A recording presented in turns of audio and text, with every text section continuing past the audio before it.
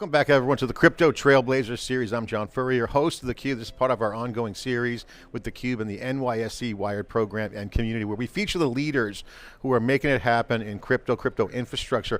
As the world transforms from physical to digital and intersects, there's huge enablement, disruptive enablement, economics, value creation, and extraction.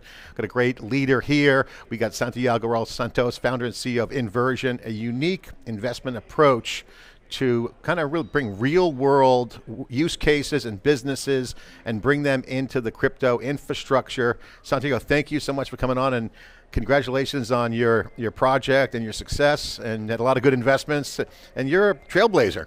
Thank you, John. I appreciate that. It's too generous. Yeah, before camera, you told me what you invested in, so some good deals. You're inside the ropes, but now the mainstreaming of crypto is happening. You're starting to see the money on the table. I've been like a broken record on this. You can ignore the hype. You know, pre-regime here in the US, it was, you know, the crypto community, we're going to transform and replace the old guard. Totally. And now you have the old guard, government and financial institutions, connecting into the infrastructure. That's a sign that they're leaning in. And my point is, money's on the table.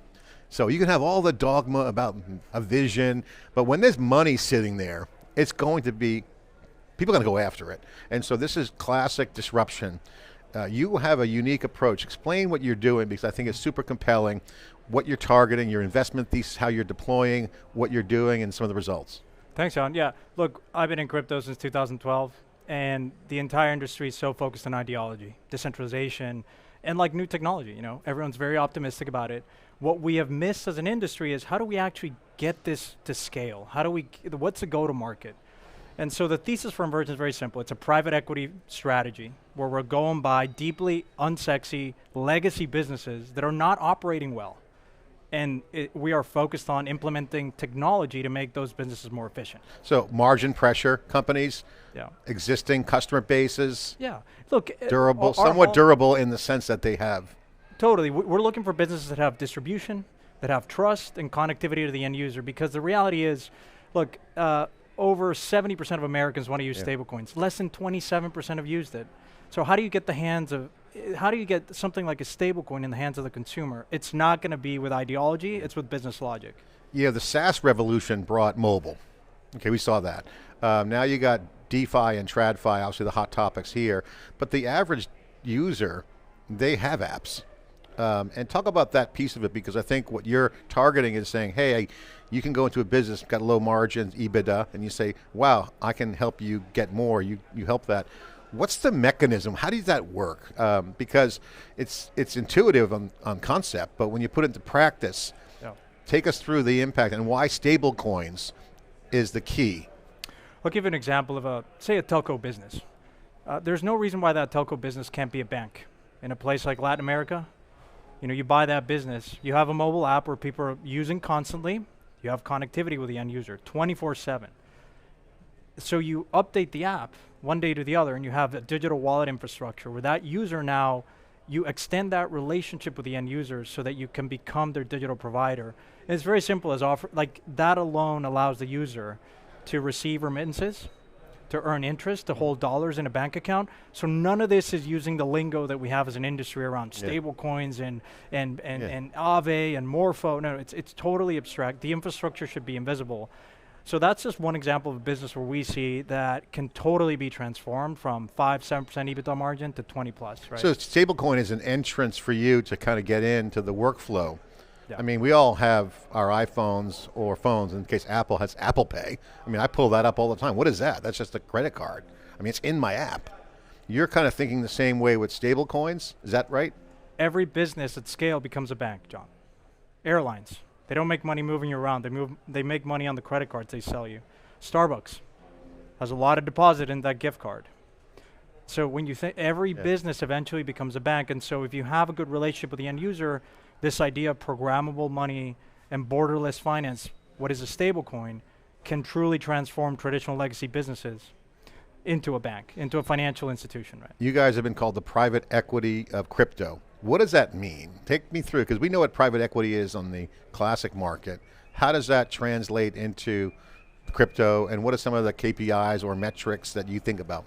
We're a technology-focused private equity firm. We don't want to use financial engineering to drive returns. By the way, that doesn't work anymore in a world where rates are at 4+. We think that this technology is transformational for businesses. We want to acquire businesses and make them more efficient with this technology, cutting costs, increasing top line. And the opportunity is vast, right? Every business over the next 25, 30 years will adopt this technology. And so that's the opportunity that we see. Again, businesses are still running on spreadsheets. So historically, the evolution of technology has been slow on the deployment side because business owners don't know how to use new technology, and they're still catching up with software. So you need to buy control of the business to drive that transformation. So I'm not asking anyone for permission. I simply say, John, thank you. Your business is worth 100. I'll buy for 100, and then I'll drive so much efficiencies because I own the business and I control it. And you control that workflow piece. All right, so one of the things that's come up on my observation, I'd love to get your reaction to it, is new things, new products have emerged in the crypto infrastructure space because it's an opportunity to productize things. Volatility has been a big issue. How do you look at that if you buy a business and you want to de-risk it? Or what's the risk management side of your piece there? None of our businesses will have a token. We're using infrastructure, John. It's like businesses, here's how early and ridiculous we are as an industry. We are making decisions on how good this technology is because the price of Ethereum or Solana goes up or down. Now businesses don't say, gosh, I'm going to implement NVIDIA or Amazon or AWS because the price of Amazon goes up or down 2%. It's just irrelevant to the business logic. And so that's the thing that the crypto industry has been so focused on, the financialization, token, price. We don't care about that. We think something like a stablecoin, the infrastructure behind stablecoins can be implemented on any business that is receiving or making payments. That is every business under the sun. And you don't have the volatility of Bitcoin and the price of these assets. It's interesting you bring up Amazon. Amazon Web Services company we've covered from day one. It was a similar value proposition. They were driving efficiencies and productivity, not stock price. Jeff Bezos and Andy Jassy were like, well, we don't care what the stock price, we're playing the long game. Similar approach, you guys are taking more of an efficiency perspective. So yeah, whatever the price is, that's just whatever, right? Well, I'll give you some, where can we make a business more efficient? Payment processing in the traditional workflow is 2 to 4%, maybe higher. Chargebacks, anywhere from 5 to 20%. So there are certain industries where that business is facing a lot of systemic friction by interacting in a financial system that predates the internet. It's a bunch of databases that don't communicate well with each other. And so when you replace and rip that old infra with blockchain, that business all of a sudden you can save 2, 3, 4, 5% on top line. I mean, in a business that has 5% EBITDA margin, you just doubled margins. Yeah, that's awesome. I'm about to fly on a plane to go see all the NVIDIA executives. AI at the edge is coming. Edge is retail. AI efficiencies and inference and training is a big part of the AI. When you look at your business and you say, okay, I'm driving efficiencies, how's that evolution look like? Because if you look at how machine learning, now we have generative AI, JP Morgan Chase, they get a $10 billion IT technology budget. Not a lot of businesses have that kind of dough. So you say, okay, in comes the efficiency play that you're doing. How do you bring fraud detection, these things that have a high bar of resilience that cost a lot of money? This seems to be the tech play. What's your thoughts there, and how do you view that? Well, look, crypto, very much like AI, is producing a lot of data. And because of that, you can do a lot of these things: fraud detection, reconciliation, trade settlement. Company like Figure Technologies you may have covered. You look at what they've done in the HELOCs, they've totally collapsed. Soup to nuts, beginning to end of origination, approval, and then ongoing maintenance of that workflow is vastly more efficient with their technology. And so that's one example we see where, at the end of the day, it's crypto and AI are very complementary. In fact, AI, is going to have to use stablecoins. AI agents are going to have to use stablecoins. All the reconciliation, all the real-time movement is going to have to graduate to blockchain rails because the traditional system is slow. It's not open 24/7, and everything else in the technology world is open 24/7. I like that collapsing example with the HELOC because I think that signifies that the acceleration of value creation extraction is there. You've invested in a lot of deals. You said since 2012 you've been in crypto. Looking at your investment successes and failures over that decade, and now looking at where you are now, what's your vision of how you see success? Because it's a product market right now, and businesses that have been undervalued or can't get the leverage, either operating leverage or something there, what do you look at? What's some of the things you look at? You mentioned there's some things emerging. Is there an ecosystem? Is it a pure technology play? What's your thoughts on how to think about investments today? Yeah, look, I love this technology. The industry is led with ideology, not business logic. So it's a broken go-to-market. The technology is very much ready. I couldn't have sat in this chair and told you that technology was ready 4 years ago. Now there's no reason why 100x more users can't be interacting with stablecoins. So it's how do you get it in the hands of consumers? And it's unfortunately, in all the founders that I backed, they miss that savviness on how to go to market. And so when I looked at a large part of why I started Inversion is 20-30% of my portfolio was going out of business because there weren't enough people interacting with this technology. And so that's where I invert the script and say, what can I do to help my portfolio, help my founders? And it's taking this approach, right? And the technology is very, very much ready. Talk about the mechanics of your fund. You say you buy companies, you buy them 100%, do you buy majority stakes? What's the mix, or is it 100% buyout? We like to work with very competent management teams that know their industry really, really well. It's a control strategy. We want to partner and align with management teams, and the best part of it is a lot of them come to us and say, hey gosh, I've learned about crypto, I know blockchain, it's now regulatory friendly and viable, help us utilize this technology. And that's where we see eye to eye, but we do have control, right? It's You said, before we went on camera, that you're looking at the distribution side of it, and you mentioned at the top, scale. Looking for businesses at some level of scale. You guys can get a control majority ownership stake or full ownership, and then you implement the tech. What's the bar on the scale for people that, hey, I might want to lean in and invert, flip the script, like what you're saying. So like, what's the bar on scale that we can start to extract some of these rents and get value out of the distribution? I mean, I've done interviews with Easy Hotels, for instance, like they launched their own crypto service, not like loyalty points or anything. They have customers, and they have a lot of them. So, okay, that makes total sense. Why not give a retail option to the people who are booking flights and hotels? Like, why not? There's fundamentally no reason why we shouldn't have 1 billion users interacting with this technology. We have 40 million active users for a $3.4 trillion industry. I think we're pretty overvalued, I would say. When we go talk to management teams, legacy businesses, they ask us one thing, which is, give me reasons that this technology is reliable, that I don't want to disrupt if a customer is going to want to pay for that flight, making sure that it actually works the way it's intended in a faster, better, cheaper way, right? And that's something that, again, we go to proof points around what certain blockchains have been able to support in terms of activity, peak load, and you point to that and say there's no reason why your entire workflow could migrate over to these payments called stablecoins. It's invisible to the end user, right? The user doesn't need to learn anything new around downloading a wallet and private keys. So that's something that we got to fix as an industry, and we're very focused on building that technology that totally makes us... That's a back-end issue. It's a back-end issue. Like, the technology is always invisible. That's the end state. Invisible. I love that invisible angle, because you want to abstract away the complexity. Again, you use the cloud reference. I think cloud is a great template for what's kind of going on in crypto. What's your thoughts on that kind of similarity? I mean, I know it's not apples to apples, it's a little bit apples to oranges, but it's kind of a similar value proposition. Efficiency, productivity, abstract away complexities, automate. You talk about software as a service. 2001, 25 years ago, people didn't believe that was going to be transformational because you just had the dot-com crash. That software wasn't relatable for folks back then. It is now. Every business uses a CRM and software. It transformed the internet and software industry as we know it. We are in 2001 in crypto industry. The tech is ready, but it's not relatable. It's not relatable for end users. It's not relatable for business owners.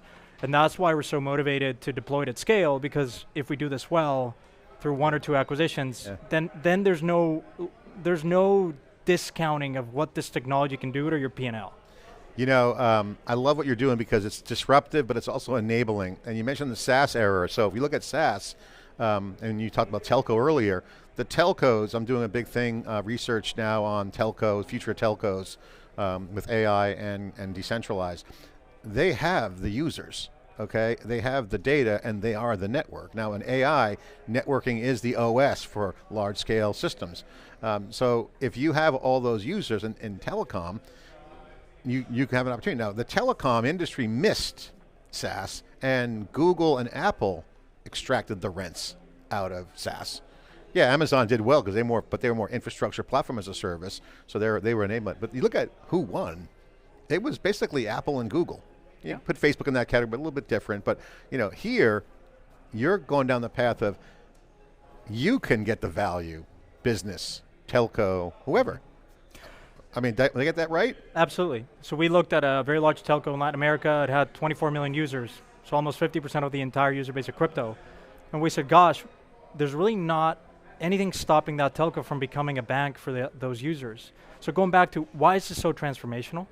Like software as a service was transformational because you went from on-premise. Every small business, large business had to buy these very expensive on-prem licenses.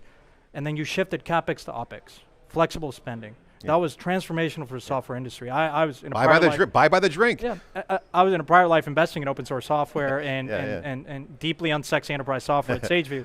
I see the same analogy here. Like, what is blockchain and stablecoins doing? It allows any business to become an asset like a light bank institution for their users. And so that increases the ability to monetize that user, right? If you're a telco, you know, you have connectivity, you have the ability to update the app and then layer a digital wallet. Within seconds, you become, you know, the ability to monetize that user base in a way that wasn't possible before. Go look at two companies, M-Pesa in Africa, largest telco, largest bank. WeChat in China. Social app, it didn't stop there. It became the everything app, including financial services. So these are Web 2 analogs. Again, you get the users and you monetize their behavior in a way that's they're not the product. I mean, Facebook got a lot of shrapnel for monetizing the users, and the joke was, you're the product, you're their product. It's not just the service you're getting, and so you're shifting that too. Totally. You know, if you're a telco, for instance, you have a very good connectivity to that end user. What's easiest, John? Convincing people on the street to go download a digital wallet called Phantom or MetaMask and you know, do the on-ramp and call their bank. Custody challenge, how do I store it, who's going to steal it? Or saying, hey, you already have the attention using your telco service. You can now receive money, you can send money, you can store and save, and have access to a whole suite of financial products like tokenized stocks. Which one do you think is going to get more scale? And also I would add that the telcos are advancing, accelerating their tech capability at the edge with computer vision, wireless, wireline connectivity, where they're going to be kind of agnostic where to route the packets. So they have the packets. They're the first mile in, last mile out, and first mile in. That's huge advantage. Totally. I mean, we're sitting here, and maybe some of your guests talk about certain infrastructure crypto projects, Solana, Ethereum, Ripple. 5 years' time, that goes away. Like, we won't be talking about these infrastructure companies because they should be invisible and running on the back end. If you lead with business logic, we'll route to the best chain possible, maximizing value to the end user. And stablecoin is the key. I brought that up earlier, and I asked the scale question. I'll ask it again. Is there a scale bar? Because this idea of being the bank means you have an asset that's unutilized. So if I'm a business, maybe under margin pressure, cost increase, or market changes, this is like a line extension to them from a product management standpoint. So it's not a big bridge to cross from an economics and value proposition standpoint. It's not like, there's some disruptive elements that you got to get through in terms of, okay, non-disruptive operations, I get that. Okay, but from a product standpoint, it's like, oh, I got the users, they're using the app, bolt on, stablecoins, and I'm a neobank. 100%. What's wrong with that? Nothing. I mean, it's regulated now with Genius Act. You're going to have more clarity with the Clarity Act, which is hugely impactful to our strategy. But look, the name of the game is programmable money and yield optimization. There's like $4 trillion that is sitting in non-interest bearing accounts in the US. You know why? Because consumers don't know that they can swap from their checking and savings to a money market account and earn 4%. Santiago, I want to ask you about the entrepreneurship angle, because it's something I've been saying a lot of, because here, coming to New York from Palo Alto, I've observed that the financial entrepreneurship has never really been there. It's been like, I won't say parasitic, that's the wrong word. It's been underneath and riding existing stuff. So, you know, it's hustle. I call hustle entrepreneurs. Hey, get a prepaid calling card and, you know, get some lunch money, steal some crumbs off the breakfast table, and then buy a boat or house, whatever. Now there's structural change. What's your vision on the white spaces out there for entrepreneurs? Because with programmable money, that's software. We've seen that movie before. You mentioned open source software. You've seen the rise of cloud. That, you know, there'd be no Airbnb, there'd be no Dropbox, there'd be no Twitter without AWS. So there's going to be a disruptive enablement as a dry cleaning franchise around the world gets online, or I'm making that up, but like, that's not a sexy business. You go, hey, they're going to need IT support, they're going to need software. How do you see the intersection of the entrepreneurial side of it, or intrapreneurs, people inside companies? Two observations. The first one is, there's never been a better time to be an entrepreneur, because the cost to starting a business and utilizing AI and stablecoins radically compresses the cost to use technology and get off the ground. So you're seeing businesses now, 1 or 2 person teams, you know, go to 20 million in ARR, unheard of. Yeah. And they're using a lot of AI in their workflow. We as a company employ 8 people. Before, probably could have needed 20 people to run the same. So there's a lot of efficiency gain from the founder perspective, so that, you know, proliferation of new companies, innovation. But the second piece is, you juxtapose that innovation with, there's certain things that never change. The go-to-market, it's still hard, it will become harder and harder to capture attention from people in a world where there's so much available, 24/7 at their disposal. And to your point, yes, unfortunately, or fortunately, few companies will capture that attention and capture it very, very well. And that's kind of where we come at it, which is, what are the businesses that are totally underutilized, unoptimized, that have distribution, that have connectivity, where we can bolt on these services and capture more attention for the user? That, in my opinion, is a better strategy than starting from the ground up, trying to convince people to use your technology. And that's the distribution piece you were mentioning. And so more stable coins, more businesses using it. Is there a unification as you get these companies with the distribution? I mean, it could be, I won't say siloed, but if they're using more stable coins, I can see that being a benefit. But in the aggregate, you're essentially building a network. We're building a technology-focused private equity firm. All of our companies are going to use our technology, our Inversion chain. And we think that we can become the largest chain with active users, real GDP, real economic activity settling on our blockchain, more so than you see in any other chain right now. Where, again, you go back to that number, there's only 40 million active users in crypto today. ChatGPT has 800. Yeah. And it's valued at 500 billion. Crypto's a $3.7 trillion asset class with 40 million active users. Yeah, yeah. We got a lot of growing up to do. So your thesis is the go-to-market's a heavy lift, it's expensive, versus just aggregating users where they are in businesses. Yeah. And bringing service to the table and making them money too. Yeah, you can't, getting transformational technology in the hands of users is hard. That will never change. There's just a natural resistance for businesses and users. They don't want to change their workflow, the habits, and so you have to hack your way to mainstream adoption in a different vehicle mechanism. And that's how I express this thesis with Inversion, which is, let's go buy control of a business, and the end user doesn't, you know, you, John, if you're, the telco service doesn't change for you. You all of a sudden wake up one day to the other and say, oh gosh, I can send money, I can do more things with this app than I could before. And the global reach is massive too, because outside the United States, volatility of currency. Totally. So stablecoins, basically US dollar.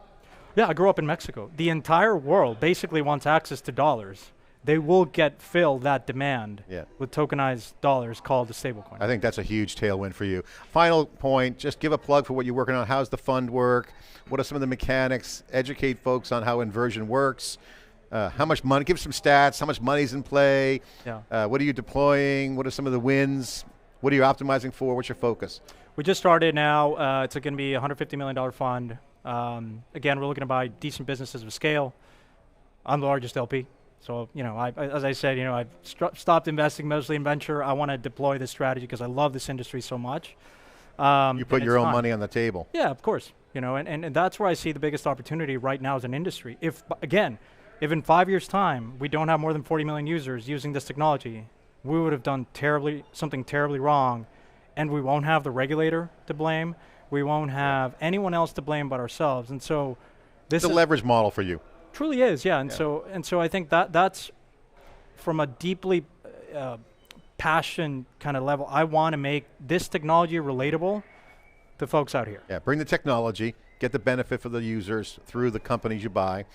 Is there more fundraising, and what's the conversations like when you talk to other people who might want to come in on this? Are they scratching their heads, they put the puzzle together? Are they staring like deer in the headlights? What's the, they really understand a lot of allocators, like private equities and asset classes that has existed since the 80s, you know, Barbarians at the Gate and KKRs of the world. That doesn't change. But we are very privileged because we're in a point where traditional allocators actually do understand the technology. Because you go back to, a lot of them are business owners, telco experts or banks, and they're sitting there and saying, gosh, on my day-to-day, I have these problems, and now I can utilize this technology. I just don't know how. And so it's a funny time in crypto because crypto natives are a bit jaded, are a bit scarred because of the volatility and the price of these assets. Bitcoin's still at 110 and goes down to 105, and they're missing the entire What's the conversation like when you talk to a business you like that's at scale? How's that go? What's that conversation like? A lot of it is they love the technology. They appreciate the benefits. They just don't know how to implement it. And I could you got to show them the upside because they're essentially selling their business. Most a lot of times management, you know, we control most of the business, but we allow management to have a promote, you know, to be incentivized to build value and work with us and, you know, capture a lot of that upside. So they have to buy in, and if they have low margin and their EBITDA is not hitting their right targets, they kind of know the financial strength. So it's not a hard sell then.